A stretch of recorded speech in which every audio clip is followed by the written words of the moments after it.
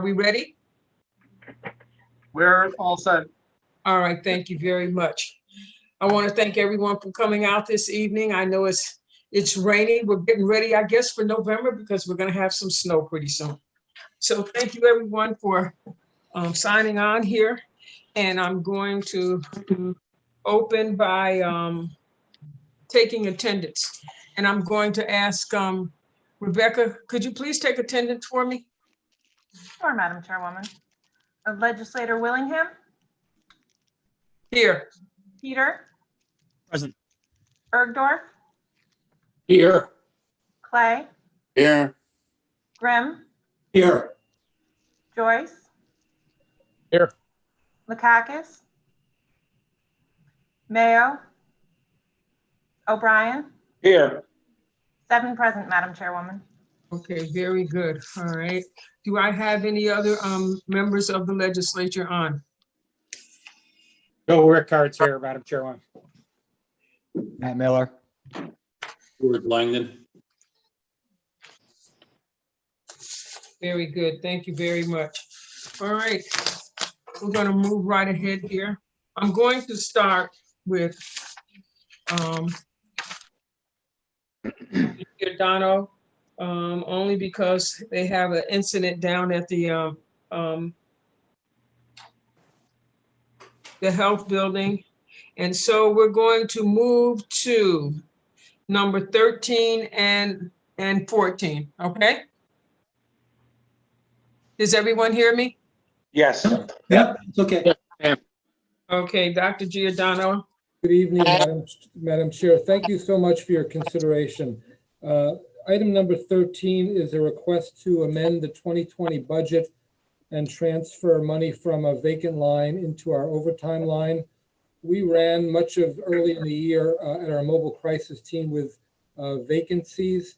We're now at full staff, but during the time where we had a few vacancies, we had to, every shift has to be covered on an emergency service, and we had to use overtime funds during those few months earlier in the year. So we believe the transfer of $9,000 into the overtime budget will make us whole and keep us afloat to the end of the year. All right, can I get a motion?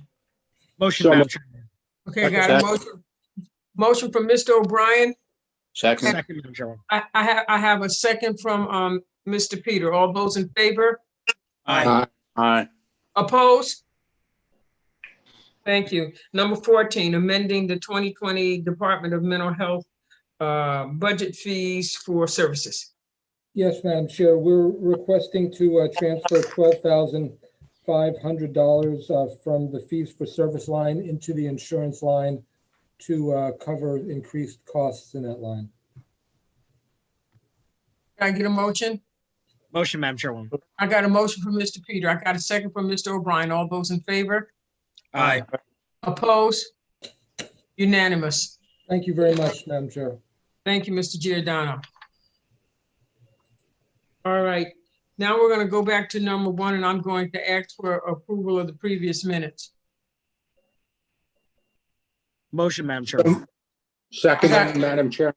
Okay, I have a motion from Mr. Peter, and I got a second from Mr. Bergdorf. All those in favor? Aye. Opposed? Thank you very much. The next one that I am going to go to is number 6. Amending the 2020 Sheriff's Office budget administrative adjustments. Good evening, Madam Chairwoman and fellow legislators. I'd like to shift over $542,000 year-end adjustments. A majority of that would be for our overtime line and sick leave incentives and the hazardous duty pay. All right, are there any questions from any members? Madam Chair, Mr. Peter? if there are no questions, I'd vote to move this. Okay, can I get a second? Second, O'Brien. Okay, I got a second. I got a motion from Mr. Peter. I got a second from Mr. O'Brien. All those in favor? Aye. Aye. Opposed? Unanimous. All Thank right. All right, then. Thank you very much, Sheriff. Have a nice Matt, night. You Bye-bye. too. Stay safe safe. out there. Take care, Sheriff. Number 7. Who's here from the DA's office? I see you, Miss Orth. Okay. Number 7. Wanda, I'm in, by the way.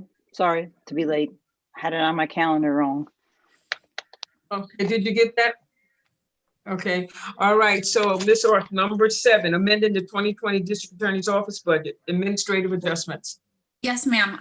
So we had a contract settle with our investigators, and that caused our lines to have to be adjusted a little bit so that our investigators could be up to line.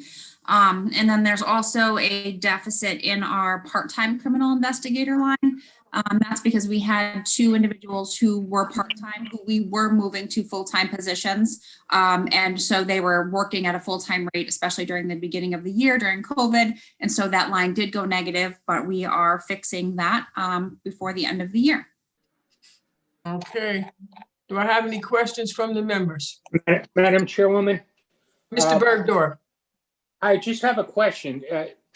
A lot of times we do these adjustments at the end of the fiscal year. Are these adjustments that we are doing now in lieu of the big set of transfers that we normally do late in the year? So I don't think that that would be a question necessarily that I would answer. I can tell you that we were asked to fix our negative lines by Mr. Dot, sent out an email on behalf of our comptroller. And so this is the one negative 0.1 line that we do have. We have 2 actually other lines that we deleted and are slightly negative, which I did talk to about as well. And I'm being told that those types of lines will be corrected in a bigger process, but the goal is to fix everything so that we are going into the end of the year with no deficit in any one of our lines, given the situation and finances of the county. I see the controller nodding affirmatively. Yes. Well, I'm giving the right answer. I don't want to speak for you. Yes, Mr. Bergdorf, we are trying to control the negative lines earlier than just at the end of the year, so we can monitor our budget considering the cash flow situation that we're in. So we would better have a handle on the cash flow. Thank you very much. I appreciate your answer. Madam Chairwoman, Yes, Mr. Peter, if there are no other questions, I'd make a motion to move this. can I get a second? Second. I got a second from Mr. O'Brien. Got a motion from Mr. Peter, a second from Mr. O'Brien. All those in favor? Aye. Opposed? Aye. Did I hear opposed? Okay, unanimous. Thank you very much, Ms. Worth. Thank you, Madam Chairwoman.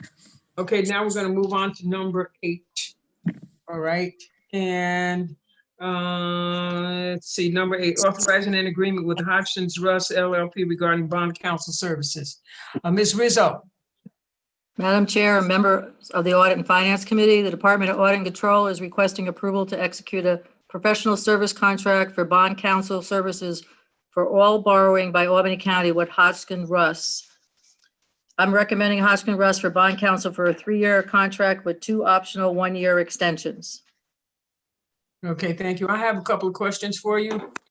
With regard to the drafting of the instruments, is there a maximum expense or is it tied to the amounts being borrowed? There is no maximum by Hodgson. There were other bidders that actually did indicate a maximum. Okay, my second question is, would a cap help keep costs down? Yes, they would. We could go back to Hodgson and ask them if they would consider a cap. They did have 3 of their 4 areas of instruments. They did have the lowest bid, so that's why we went with them. But we could ask them if they would consider putting a cap on their instruments. So you said you can go back. Okay, I guess I have a question in regards to counsel. In regards to her response to going back and asking them, can we still vote on this tonight? Yes, I would think so. Okay, Madam Chairwoman, Mr. Bergdorf. I think it's unusual for us to adopt a resolution that does not have a fiscal impact or hourly rate or a proposed contract or, some sort of fiscal implication. Do we also have Hudson Ross represent any other affiliated entity with the county? Do they represent the IDA, the LDC, any other, the water district? Are there any other county entities that they represent? Ms. Rizzo? They're looking at the RFP to see if they represent any entities within the Albany County. Madam Chair, Mr. Clay? I believe they represent the IDA in terms of, I believe that's correct. No, they represent the city. I'm looking to see if they represent the county. Yeah, they do.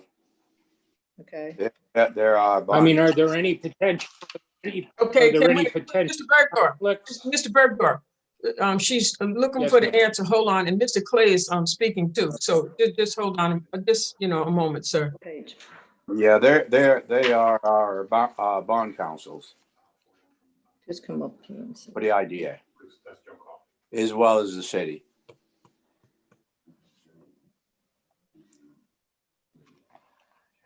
As well as most County, municipalities where do you see county? and all through the county. Do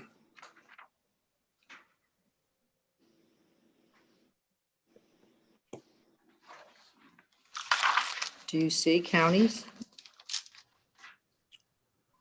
We're still looking, they have pages of, I see City of Cohoes. I mean, are you, Okay, so what is your question, Mr. Bergdorf, in regards to, Mr. I'm wondering if there are any potential conflicts between representing the county, the IDA, possibly other entities which are affiliated with Albany County. Is that a question for council?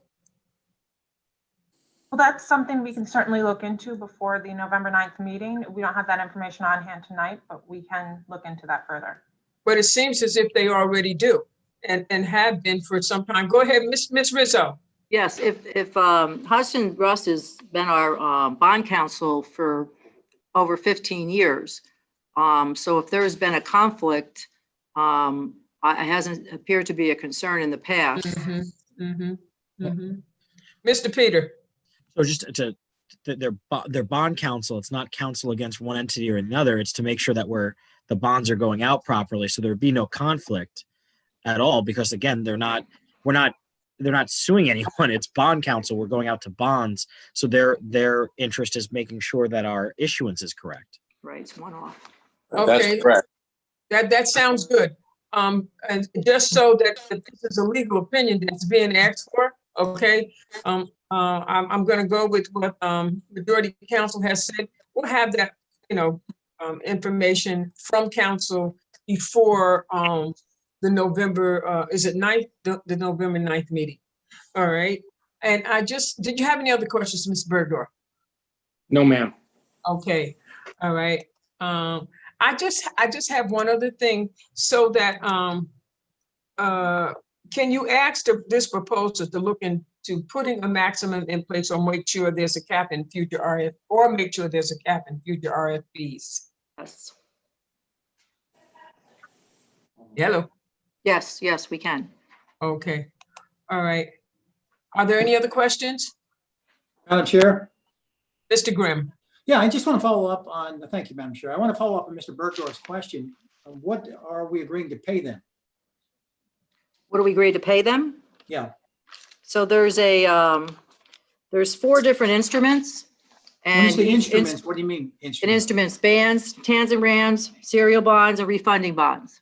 Oh, types of Okay, bonds. instruments means 4 different kinds of borrowing. Yes, And we specifically identified that in the RFP because Previously, our RFP did not identify refunding bonds, and that was a negotiation after the RFP was done. So each one has different rates. So they base it on a percentage. So they have a percentage scale. So you calculate it based on the dollar amount they're borrowing. Hodgson doesn't charge for the resolutions or the review of the offering, whereas some other councils do. So it was hard to compare apples to apples regarding the way various law firms did present their bids. Hodgkins does do an all-inclusive dollar amount. Some did cap their rates, but Hodgkins did an all-inclusive rate where they didn't charge us extra fees to prepare the resolutions and the review of the offering summary.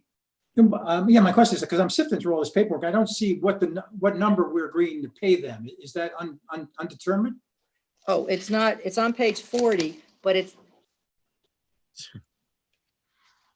well, it's on page Seems to me that 41. should be in the. It's on page 41. So when what you're agreeing to pay them, it's a scale on how much you borrow.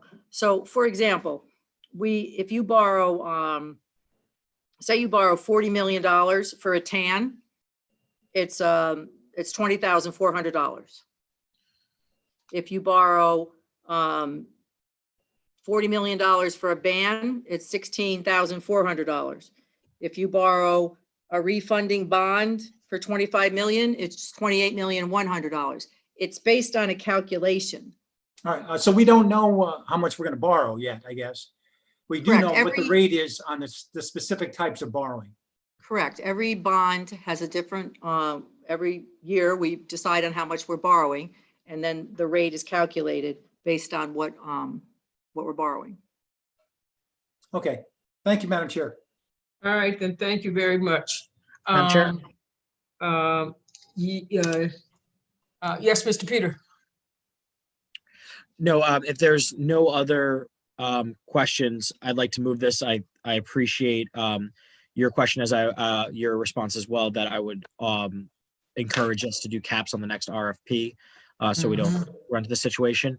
But again, the rates and other things like that are going to be undetermined until we know how much we're bonding. So again, we're going with the lowest rate or the most comprehensive rate so we know what we're paying rather than a flat rate. So again, Hodgson and Russ has done it, I believe, for the county for many, many years and is well-known bond counsel. So I have no issue making a motion to move this if there are no other questions, Madam Chair. I have another question, or a comment, Madam Chair. I agree with you. I think there ought to be a cap, especially because for the most part, what we issue are competitive bonds and not negotiated bonds. So there is a limited amount of effort in placing our bonds because the market responds.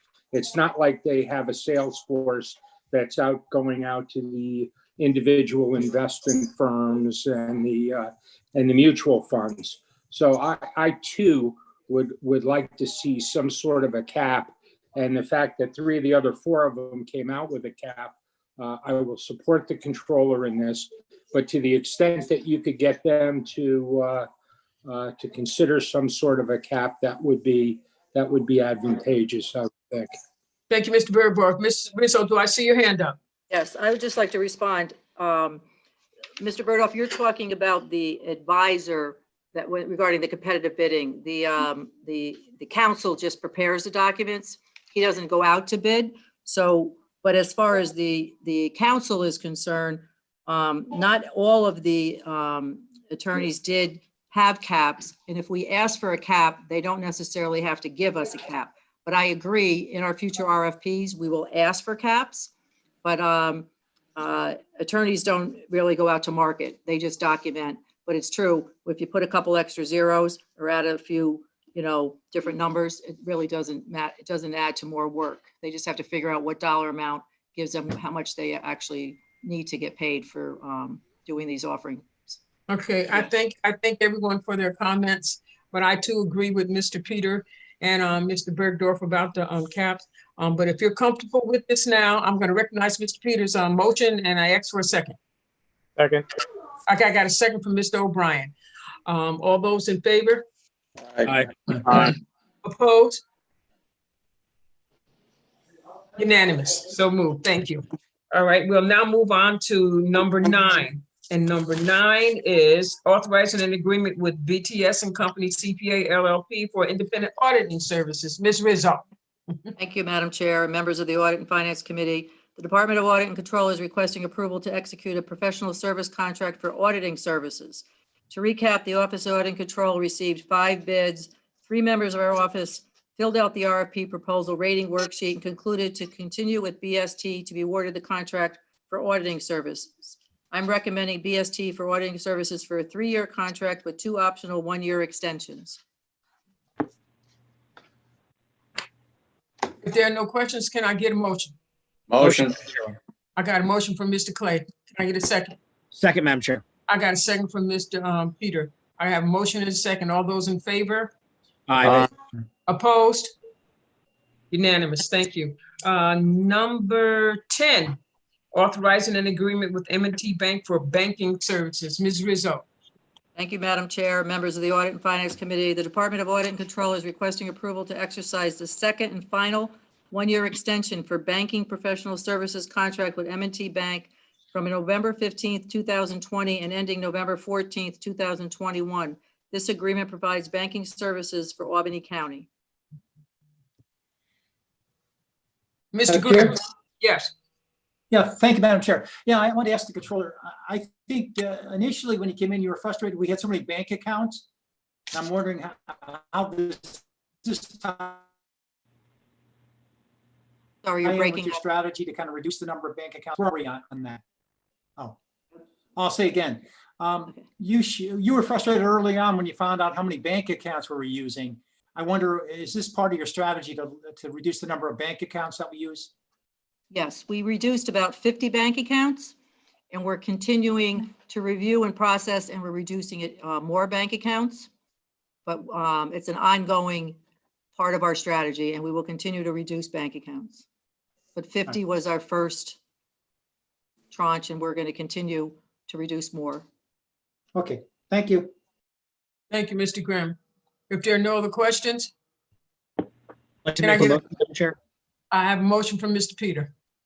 Second. I got a second from Mr. Clay. All those in favor? Aye. Opposed? Unanimous. Thank you so very much, Ms. Rizzo. Thank you. Stay safe this evening. Thank you. We'll now move on to number 11. Is this Mr. Riley? No, let me see. Can I see him? Yes, Madam Chairwoman, I'm handling that one. Okay, authorizing the issuance of up to $40 million aggregate principal amount of tax anticipation notes pursuant to the local finance law in anticipation of the collection of real estate taxes to be levied in and for the county in its 2021 fiscal year. So, Madam Chairwoman, as you probably remember, I previously came in front of the committee to request another TAN amount of $16.8 million. That was backed by the existing warrant for the 2020 levy to the city of Albany. This is to go out against a portion of the 2021 warrant countywide. There's also some timing issues here where this cannot be passed in total before the budget's passed. We've been working with the comptroller's office to make sure that we're in the right timing for all of this. The 40 million number, though, just so everyone's on the same page, is a worst case scenario number. We're simply, due to the timing of when we have to go out and ask for the money or ask for the authorization versus, as we get closer and we see how sales taxes coming in and other economic indicators, that will probably tighten up that number. But we figured, based on the modeling done both in the Division of Finance as well as in the comptroller's office, that we're both comfortable with this number as a worst case scenario. And just so another angle I would like to put out there are ways that we could shuffle various large payments that would be made at the end of the year that would probably reduce this number by a great amount. but money is so cheap to borrow right now, and the interest rates to borrow it are so cheap that we will actually save the county several $100,000 by borrowing this money and making all of those payments either on time or early. Okay, Mr. Bergdorf. Dave and Sue, do you intend to do this in tranches, or do you intend to do one TAN? Because you talk about having the flexibility and starting with 16.8, but then having the ability to go to 40. What is the timing and what are the potential amounts that you anticipate doing, especially given the advising costs, the underwriting costs, and the cost of issuance for multiple bond issues? Sue, would you like to jump in on that one, since you've been in direct discussions a little more than I have with the FA? We would not do it in tranches. We would go out once. So we would do, the plan right now is to do the 16.8, securitize that with the city taxes. The second would be the 40 million, securitizing that with the tax levy for the county. We would borrow the entire $40 million. The critical time frame of our cash flow is actually December, January is when we go negative. It's not a deficit. It's our cash flow is in a situation that we're negative before we get the taxes that come in February, starting in February, March. But we have to realize the interest rate is so low that we would borrow the money and have it for, several months, but we could go into a negative cash flow again later on in mid-year. Right now, our cash flow is positive, but there are so many unknown circumstances because of COVID, the election, and the economy, and money is so cheap. Plus, we get to invest that money, so we're really only talking about 10 basis points is all it's really costing us. So we don't. Okay. I'm sorry I interrupted. That's okay. Go ahead, Ms. Rizzo. So we're not, and plus Wait, the wait. issuance would be one cost, so that we would not be borrowing this in tranches. Okay, so, but let me get this clear. You seem to say two different things in your answer, which is first we would borrow 16.8 and then we would borrow 40. So are we borrowing $58.6 million with a tax anticipation note? Correct, if we go with the maximum $40 million. The plan is, So we've got. Let Dave Mr. finish. Bergdorf. Go ahead, Dave. Dave needs so to finish. the plan is to go out for the full 16.8. We have more time before we have to decide if we're going to go out for the full 40 on the second piece. Those two pieces cannot be combined because they're backed by different assets. Okay, but this resolution authorizes not 16.8 and not 40 million, but taken cumulatively, it authorizes $58 million in tax, because we already approved 16.8. We would have given you the authorization for $58 million in tax anticipation notes. Between the two resolutions combined, yes, there's a maximum of 56.8. 56.8. Thank you. Mr. Peter? Yeah, I just want to sort of indicate that, by authorizing this and not having to come back piecemeal, we save the monies that we just sort of discussed, and correct me if I'm wrong, Madam Comptroller and Dave, that basically by allowing this in the worst case scenario, than having to rush around and come back, we save on all those processing costs, we save on everything else like that, than having to go out at piecemeal by authorizing a larger amount. I also think it's very wise that we're combining all of those together. I think I was thinking the same thing, that allowing us to take advantage of cheap rates right now, while there's this much uncertainty, while we're waiting for potential economic recovery money, hopefully, from Washington and things of that nature, makes a lot of sense to give this authorization rather than potentially go negative in our cash flow or miss any type of payments and deal with the penalties. versus that. So unless I've missed anything, but I believe that that's why we're doing this and it's so advantageous. Yeah, The most- that's the exact logic we're thinking, Mr. Peter. Thank you. Thank you, Mr. Riley. Ms. And- Rizzo. And the most critical is that we're going to be making these two payments in the month of December for the retirement and the city school taxes, which will, we save a 1%. I think it's 1%, which is a greater percentage than what it's costing us. So we save, like Dave said, hundreds of thousands of dollars. So our cost of borrowing is much cheaper than actually the discount that we're getting for these two payments. Yeah, by making those two payments in December, we'll save over $400,000. Thank you very much. So, Madam Chairwoman, Yes, Mr. Bendora. one last question. What would be the term of the TAN if you're issuing once for a large sum? Originally, we were talking about having a 6-month term for the $16.8 million based on the city of Albany's tax receivables. What would be the term of a $58 million TAN? Well, again, it's not 156 or $58 million. The 16.8, we will be going out for 6 months.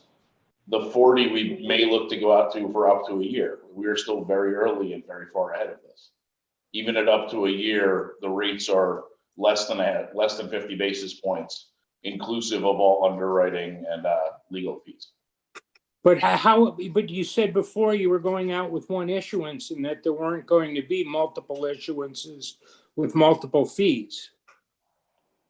Just because it's all done at once, they're not the same TAN. They have two different assets underlying them. The underwriter can go do all the work at the same time, but it's not one bond. There are two separate bonds, unless I'm, Madam Comptroller, am I missing something up here? Or? Sue? Mr. Burdoff, too, to give you an idea, it costs $30,000 per 10 million for a year. So the cost implication for our risk factor is so great, it's almost like insurance.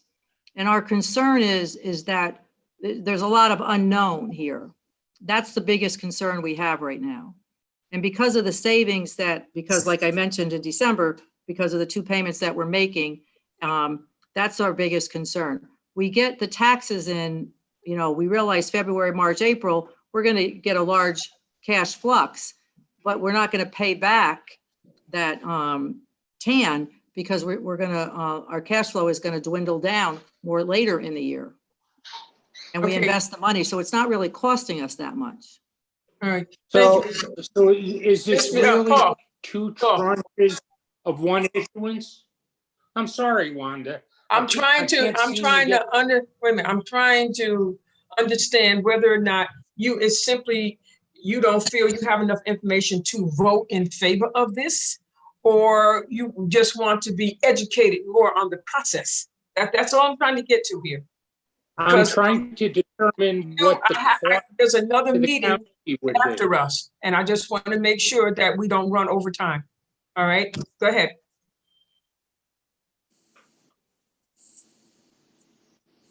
Paul? Yes. Okay, so is it that you want more explanation? Are you going to vote in favor of this? Because I would like to move on, but if you think that a conversation offline would help you better understand this. Okay. I will vote in favor of this, but I do want to let Dave and Sue know that I still don't understand whether it's one bond issuance with one set of fees to the advisor, one set of fees to the bond counsel, or two separate transactions with two sets of fees to the bond counsel and the advisor, and what those fees would be. And I think that's fair for us to know. It is, absolutely it is. So wait, so I would ask that you get that information to Ms. Bergdorf. Mr. Peter. As that conversation is going to be happening offline, Yeah.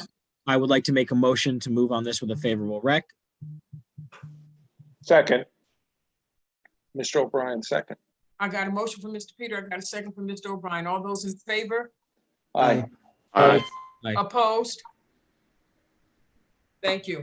And please, Ms. Rizzo and Mr. Riley, please make it a note, you know, and a priority to get the information to Mr. Bergdorf. I Yeah, appreciate it. Okay, Like number- them to get it to the whole committee. Yeah, to the whole committee, to the Okay, whole be committee. happy to do so. No problem. Thank you very much. Okay, number 12. And that is Mr. Gaudio. Yes. All right, amending the 2020 Water Purification District budget. Yes, the district is requesting approval of a budget amendment for the transfer of $12,523.40 to correct various budget lines. The three lines are listed out in the letter, but the majority of them are insurance increases that occurred this year that we were not aware of. Thank you, thank you. Madam Chair, make a motion. I got a I'll motion. second, please. I got a second from Ms. Lakakis. All those in favor? Aye. Opposed? Thank you, Mr. Gaudio. Good evening. All right, thank you. Have a good night. All right, number 13.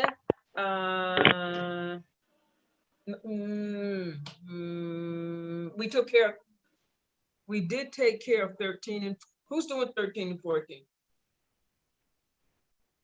Yeah, we did 13 and 14 were Okay, documented. okay, that's what I thought. I didn't scratch it off on my paper. Excuse me, everyone. Number 15 is Miss Alex on the line. Maggie? Mrs. Mike McLaughlin, Madam Chair, Miss Alex has actually moved on from county employment, so congratulations to her. These are a couple of her items that are left over that she prepared before she departed. Okay, authorizing the cancellation of unenforceable delinquent real property tax liens on 99 Cedar View Lane in the town of Colony and charge back of the amounts credited in connection with them. Yep, so these are just requests from the town of Colony for correction. Motion. Got a motion? Second. Who gave me the motion? Who gave me the motion? I did, Lynn. I got a motion from Melissa Crackers. I got a second from Mr. Peter. All those in favor? Aye. Aye. Opposed? Unanimous. Okay, number 16 is, and who's speaking on 16? That will be me again, Madam Chair, Mike McLaughlin. Okay, rescinding the authorization to convey real property pursuant to resolution number 69 for 2020 and authorizing the conveyance of 19 Canal Street in the town of Colony. Yes, Madam Chair. So this is a what I would kind of describe as a surplus piece of property. Many years back, a bunch of tax map parcels were thrown onto the tax rolls when some mapping activities were done. It's kind of an unbuildable lot sandwiched between a utility easement and 787. The adjacent owner, abutting owner, excuse me, approached us with interest in purchasing. So it seemed like a obvious and beneficial transfer to make. So they'll be required to merge the property into their existing holdings upon closure. There's no questions. Can I get a motion? So moved. I got a motion from Mr. Peter. I got a second from, Second. I got a second from Ms. Lakakis. All those in favor? Aye. Opposed? Unanimous. Number 17, rescinding the authorization to convey real property pursuant to resolution number 399 for 2019 and authorizing the conveyance of 461 First Street in the city of Albany. Yes, Madam Chair, thank you. This is a proposed transfer that we're putting forth to transfer property to a nonprofit that has good established roots in the community. The nonprofit's name is Eden Rose Foundation. They specialize in public gardens and local food production. They're in need of a property. This is adjacent to one of their existing holdings for a property that they can turn into kind of a center for their activities, use it for meetings, as well as to have some bathrooms available for when they do work in their gardens. This property, in addition, it's a benefit to us because this property is a problem property in the sense that it's one of those odd properties that isn't necessarily structurally unsound, but certainly would require an investment well beyond the value that could come out of the property upon completion. And the nonprofit has agreed to take on that responsibility. So we're proposing that we transfer this to them. Madam Chair. Madam Chair, quick question. Mr. Bergdorf. Mike, Yes. the title says rescinding the authorization to convey real property pursuant to Resolution 399 of 2019. So we already gave this, we sold this to somebody, and now we're taking it back? No, this is no different than the previous request, as well as I believe the one following. This was authorized to go to the land bank, but before the land bank closed, we received this request. So we're now rescinding the authorization and redirecting. Thank you. Okay, so we never perfected the transition to the land bank. Correct. Well, they never came in and closed. They never took deed title, basically. Yes. Okay, thank you. Madam Chair. I'd like to make a motion. I got a motion from Mr. Peter. I got a second from Ms. Lakakis. All those in favor? Aye. Opposed? Unanimous. Number 18, rescind the authorization to convey real property pursuant to resolution number 399 for 2019 and authorizing the conveyance of 468 North Pearl Street in the city of Albany. Yes, Madam Chair. So this is a request to transfer to an abutting owner. This is an empty lot that had basically gone, I suppose you could say, derelict. There was a lot of dumping, and a local citizen had kind of taken it upon themselves to maintain it, which we were able to verify with our DGS staff. And this particular individual, Ms. Carter, had actually been in touch with our office for a very long time while the foreclosure process had been underway, checking in on the status. And we finally gotten to a point where if the legislature is so inclined, we can transfer it to Mrs. Carter for merging into her existing holdings. Motion, Madam Chair. I got a motion from Mr. Second. I got a second from Mr. Lakakis. All those in favor? Aye. Opposed? Unanimous. Number 19, rescinding the authorization to convey real property pursuant to resolution number 29 for 2019 and authorizing the conveyance of 117 Clinton Avenue located in the city of Albany. Yes, Madam Chair. This is actually, hopefully, I think, a really beneficial transfer. So we ran into issues with the pandemic related to having individuals in properties that we owned, because as I'm sure you all know, there's an eviction moratorium. So we had taken ownership of a property that had occupants in it, weren't able to remove them. And so we had thought, okay, well, it had already been authorized to go to the land bank. Maybe we can run a transfer through to the existing tenants should they be interested. We actually do have a tenant that is interested. You can see the gentleman's name. I can't pronounce it, so I'm not even going to try, but it starts with a B in the RLA form. But they're, in fairness to the land bank, they've had some challenges with these sort of transfers. So they got back to us, said they were supportive, and said, can we explore a direct transfer? The new disposition plan allows this sort of thing. So we're requesting to transfer the property to a tenant. Obviously, we foreclosed on the landlord, and the tenant has agreed to actually pay the back taxes. So we're really in good shape from a financial perspective with this transaction, should the legislature be so inclined. Thank you. Motion, Madam Chair. I got a motion from Mr. Clay. I got a second from Mr. Peter. All those in favor? Aye. Opposed? Thank you. Number 20, authorizing the conveyance of various parcels of real property to the Albany County Land Bank Corporation. Yes, Madam Chair, this is our first transfer in a long time to the land bank. This is the 2014 liens. We're finally getting, courts are finally kind of getting back up to speed. And so this is just all the properties within the city of Albany, as well as I believe there was a couple cleanup properties. If you look on the list, there's a property from Westerlo thrown in there just to clean up our rolls, just to transfer to the land bank along the lines of our normal conveyances to them. Motion. I got a motion from Mr. Peter. Is that a second from Ms. Lakakis? All those in favor? Aye.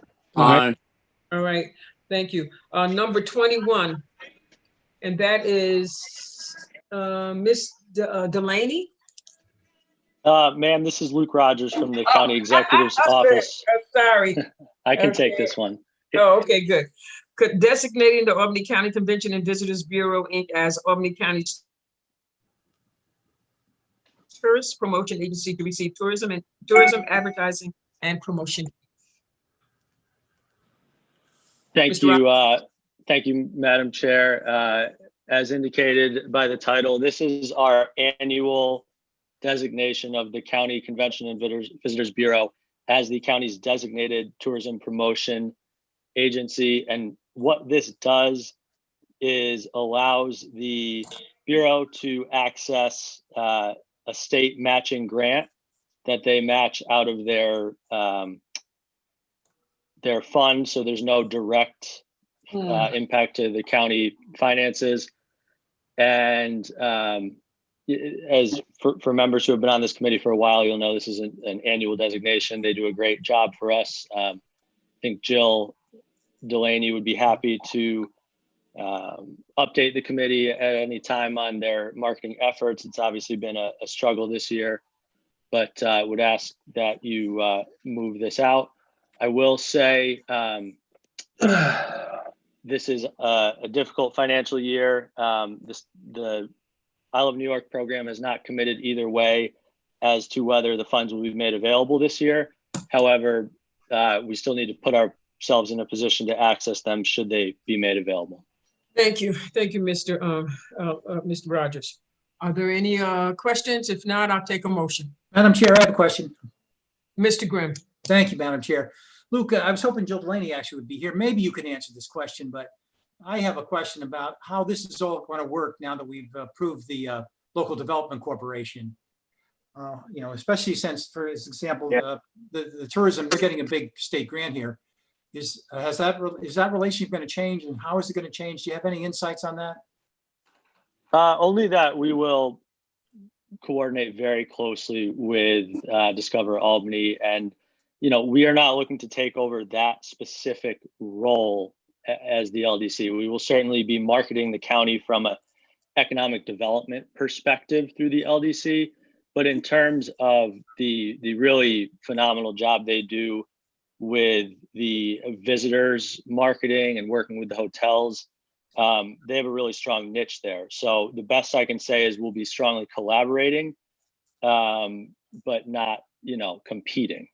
Yeah, that's a good answer, because we say one-stop shopping, one message. All of this has to be really everybody's got to be on the same page if this is going to work. Thanks, Luke. Absolutely. Thank you. Thank you, Madam Chair. Can I get a motion from Mr. Peter? Motion, Madam Chair. I got a second from Ms. Lakakis. All those in favor? Aye. Opposed? Unanimous. 22, authorizing the purchase of real property located 60 Trinity Lane in the town of Queens. Mr. Rogers. I can take this one, but I believe Mr. Ligori from the county Oh. attorney's office was going to lead off on this one. Okay, Mr. Madam Ligori. Chairwoman, Yes. I'm John Ligori, the Deputy County Attorney. I was going to just present this one for the County Exec's office. Yes, sir. Okay. We're requesting authorization to enter into a contract for purchase and sale of real estate out at the Lawson Lake, adjacent to the Lawson Lake Park. It's known as 60 Trinity Lane. It consists of 25.9 acres of property. The sale price is $92,000. We have negotiated into a contract, or at least a proposed contract, with a Mr. Coffey, who is a resident of Catskill. The property is essentially adjacent to our property that we already own out of the lake and the park. What included in the 25.9 acres is just under 2,000 feet of additional waterfront that would run adjacent and basically would expand our waterfront and provide us with complete control of the waterfront and give us essentially the whole lake. Oh, yes. We had an easement issue with the current owner, and having the property, its proximity to the park would provide a very unique opportunity at this point for us to expand the park and as well as preserve that property from private development at this point, or at least alternative development that we can't control. All right, thank you. So I would open it up to any questions. Happy to answer any questions. I have a question, Madam Chair. Mr. Grimm? Thank you. John, you said the sale price was 92,000? Correct. The assessed value, my understanding, the assessed value is significantly below that. And I'm wondering why there was a difference. The difference was essentially the property is worth more. What the assessed value? I don't have, I can't find my notes on. The assessed value is $69,000. Yeah, exactly. Why the So, difference? Yeah, it really has to do with how the property is considered as it's considered with the county. You know, to the common purchaser, you don't have any access to the property. We, as the neighbor to it, provide the only access to that property. If we were to gain title to that property, we could do a couple of things. One, we could expand the park, obviously. Number two, we could turn around and sell it again, but sell it with a clear title, with a clear easement over our property, because right now that's actually in dispute. It would clear that up.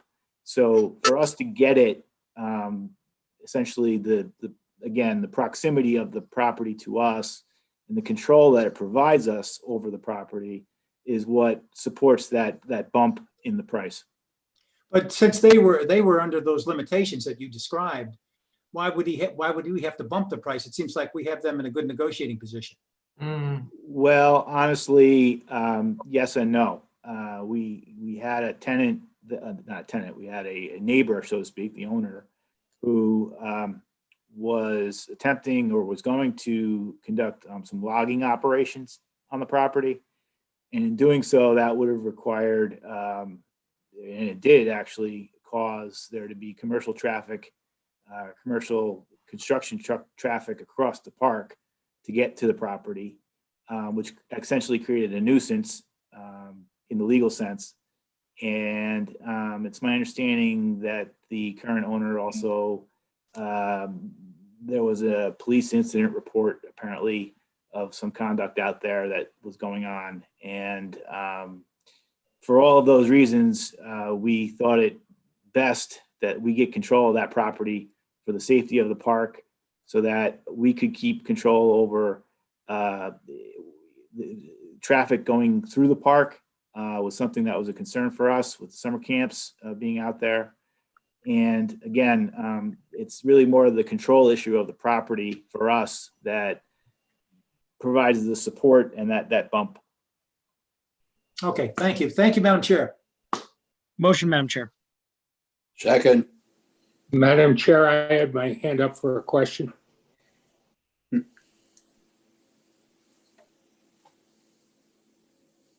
Madam Chairwoman, you're muted. I'm sorry. I recognized a motion from Mr. Peter and the second from Mr. O'Brien. I'm sorry, you couldn't hear me. All right, can I go Madam ahead? Chair, Can I go ahead with my hand up for I'm quick sorry. question. Okay, I'm sorry, I didn't see you, Mr. Bergdorf. I just want to ask counsel. Can I at least go ahead? Can I go ahead with the vote? You can, Madam Chairwoman, it's your prerogative. Okay, I want to go ahead with the vote. All those in favor? Aye. Aye. Opposed? All right, Mr. Bergdorf. Oh, excuse me. Opposed? Unanimous. Mr. Bergdorf? I was just asking, I wanted to know, in these times of deficits and TANs, what's the timing of this purchase and where is the money going to come from? It's my understanding, Mr. Bergdorf, that the money It's coming from our general fund. The timing of this, and I could be wrong, I'll let Mr. Rogers speak to that. But the timing of it is, if approved, as it has been, we probably close within the next 60 to 90 days on the property. That's right. I believe there's a proposed closing date of early December, but obviously that's contingent on action from the county legislature. So, but that is the target date. This transaction has been in the works for quite some time, so it's something that we want to just consummate at this point. Obviously, we recognize the budget constraints that we're under at this point, but it was one of these projects that we put a lot of time and effort into before COVID, and its availability. Essentially, we have to strike while the iron is hot to get it. So that would be my answer. Thank you. Thank you. All right, what number are we on now? 23. Oh, thank you. Authorizing and payment in lieu of taxes agreement with Beaver Dam Solar One LLC regarding real property located at 275 Beaver Dam Road in the town of Bethlehem. Thank you, Madam Chair. Who is that? Mr. Rogers? Go ahead, Luke. This is Luke Rogers. As indicated, we are requesting authorization of a pilot agreement. This falls under the Real Property Tax Law 487 program, where by default, projects of this nature are tax exempt for the first 15 years for property tax. However, it is common practice and really industry standard for these developers to reach out to the taxing jurisdictions and engage in negotiations over pilot agreements. So it's a little bit different from how you traditionally think of a pilot, where you're potentially going from a higher assessed value to lower. In this case, you're going from an exemption to a pilot agreement at the negotiated rate. The rate offered by the developer was acceptable to our office, and we'd ask authorization to proceed. Happy to answer any questions. All right, can I get a motion? Motion, Madam Chair. I got a motion, Mr. Peter. Second. A second from Mr. Joyce. All those in favor? No, Madam Chair, I was just asking you to note my abstention on this. Okay, I got a second Thank you. from Mr. Clay. And we'll note Mr. Joyce's abstention. Thank you. All those in favor? Aye. Opposed? Thank you. Unanimous, but one. Excuse me, not unanimous. One abstention. Okay. All right. Number 24. Chair will recognize Mr. Russell, Thank Deputy you, Majority Counsel. Thank you, Madam Chair. This is just a correction from a transposition error on last month's resolution for 269. This is just to correct the budget so the money can move. Motion, Madam Chair. I got a motion from Mr. Peter. I got a second from Ms. Second. Lukacs. Ms. Lukacs, all those in favor? Aye. Aye. Opposed? Unanimous. Now we're going to go back to number 2. And I believe number 2 is tabled. The sponsor is not present. Yes, Madam Chairwoman, that it is tabled at the request of the sponsor. Say again. Oh, at the request of the sponsor. Okay, thank you. Thank you. Very good. All right, now we're going to go to number 3. And wait a minute, I'm sorry. I've lost track of my. Here we go. We're going to go to number 3. Number 2, number 3. And okay, this is also tabled, but I'm going to need a motion and we'll have to. Madam Okay. Chair, I'd like to make a motion to table this. I know we have to wait for a seeker, I believe, on this. Second. Okay. I got a motion from Mr. Peter. I got a second from Ms. Lukacs. All those in favor? Aye. Opposed? Thank you. Number 4 is adopting a general fund balance policy for Albany County. This is also supposed to be tabled. Is that correct, Ms. Kennedy? I would defer to Mr. Riley. but- Mr. Riley? Madam Chairwoman, I would like to table that for the time being. We're still discussing some of the smaller details with some members of the legislature as well as legislative staffers, and we tabled it in law last night due to that. Thank you Madam very Chair. much. I got a motion from Mr. Peter. Can I get a second? Second. I got a second from Mr. O'Brien. I got a motion from Mr. Peter, second from Mr. O'Brien. All those in favor? Aye. Thank you. Opposed? Unanimous. Okay. Now, number five, rescinding resolution number 217 for 2019. Ms. Chairwoman, this is Todd Drake. Yes, Here to Mr. speak Drake. on behalf of the resolution. Yes, Mr. Drake.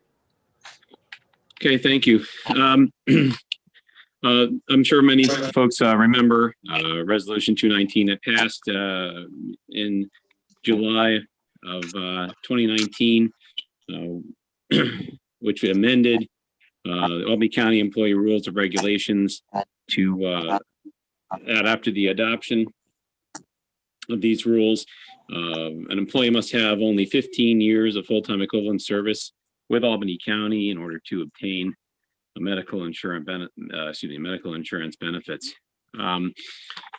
There was some talk then about rescinding this resolution, and with the COVID pandemic and all the things that ensued, of course, we had more important matters and fish to fry, so to speak. But now, and simply as the resolution reads, whereas Albany County and its residents face dire economic circumstances due to COVID-19, and New York State funding cuts are anticipated, and we are in severely fiscally and other ways challenging times. We need to cut a lot of corners. This, frankly, in my opinion, was not a good idea then, and this amendment to the Albany County Employee Rules Regulations is worse now when we are facing an incredible deficit. I think this needs to be rescinded for fiscal reasons. As you know, every time someone takes advantage of a program like this, it does cost the county indefinitely, of course, to put it delicately, for a person's lifespan. Right now,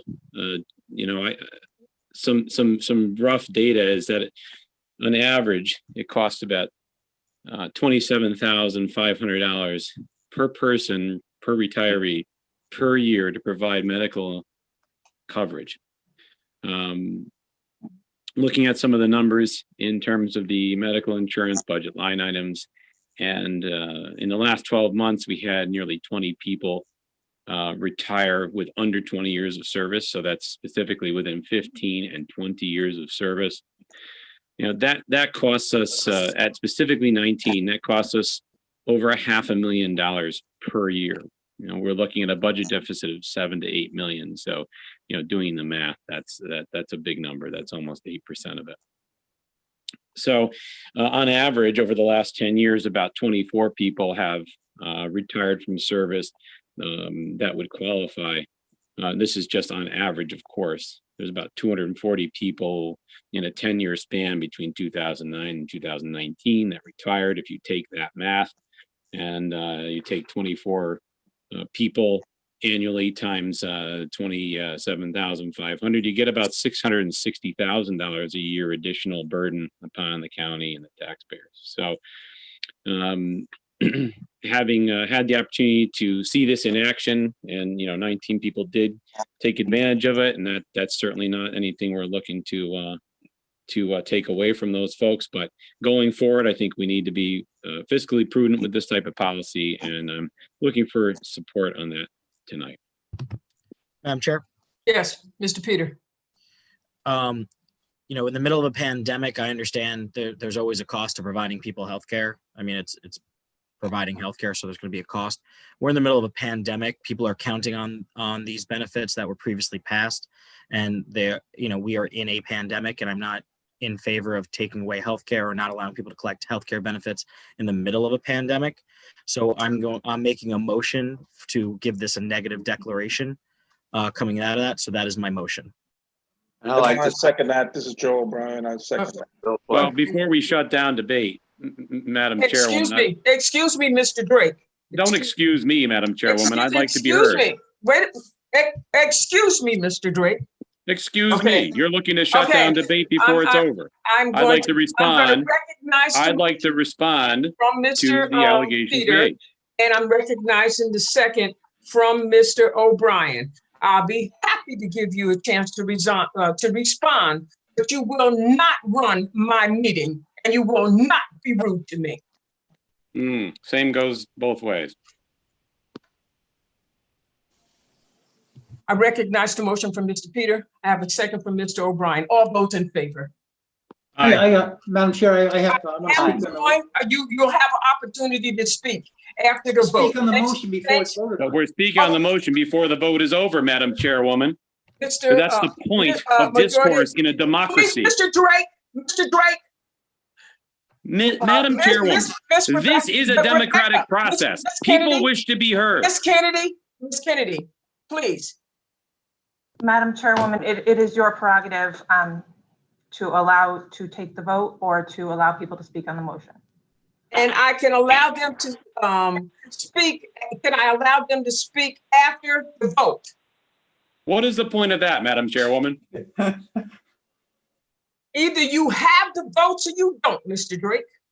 We are here to debate and sort out the merits of this proposal. It's very difficult to do when there's no opportunity to display what the arguments might be. There was a motion I recognized. There was a second that I also recognized. What I'm not going to recognize is the way you're talking to me. And What it's I'm not the going to way- recognize it's is the stifling the way that democratic you're speaking process, to Madam me. Chairwoman. So who I will recognize is Mr. Grimm, and that's it. Thank you, Madam Chair. Yeah, I feel it's important that we speak prior to the vote so all the members can weigh all the consequences of what they've heard. I'm a co-sponsor on this. This is millions of dollars. This is millions of dollars in cost. And this was a perk that not even the union supported. We did this last year. It was a bad idea last year. It's even a poorer idea this year, given the restraints on the budget. And I just think this is millions of dollars that we could be spending on things that are really critical, like, by the way, keeping a lot of our employees in employment. So I favor the rescinding, and I hope we act well, with the motion on the floor, against the motion on the floor, because it's a negative declaration. Thank you, Madam Chair. Thank you, Mr. Grimm.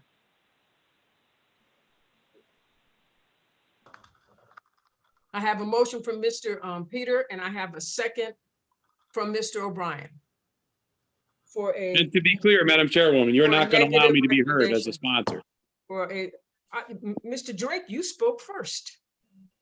You spoke first. I spoke first. There was one also comment. allowed Mr. Grimm to speak as co-sponsor. Yeah, and there was one And comment made. You've been rude to me, and I don't appreciate Excuse it. me, Madam Chairwoman, this is not about your ego. This is about legislation. This is not an ego. This is not This an is an ego, ego Mr. talking. Drake. What are you Okay. afraid of, Madam Chairwoman?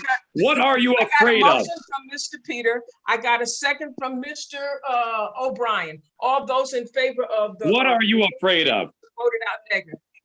Can I have a vote, please? Aye. Aye. Aye. So I have Ms. Lukakas. I have Mr. Clay. Who else? Mr. O'Brien. Mr. O'Brien. Joyce. I have Joyce. And I have Mr. Peter. And I have myself.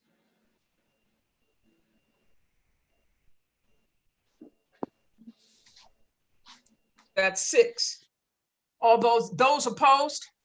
No, Yeah. Opposed, I'm Mr. going to Grimm? oppose. I vote no. Yeah. Who else? Yeah, I'm me. Mr. Bergdorf? Are there any others opposed? So what is the vote, Ms. Kennedy? It is 6-2. The motion passes. The motion passes. Thank you. All right. I think that's the last one for the night. Can I get a motion to adjourn? Motion to adjourn, Madam Chairwoman. I got a motion So from Mr. moved. Peter, and I got a second from Mr. O'Brien.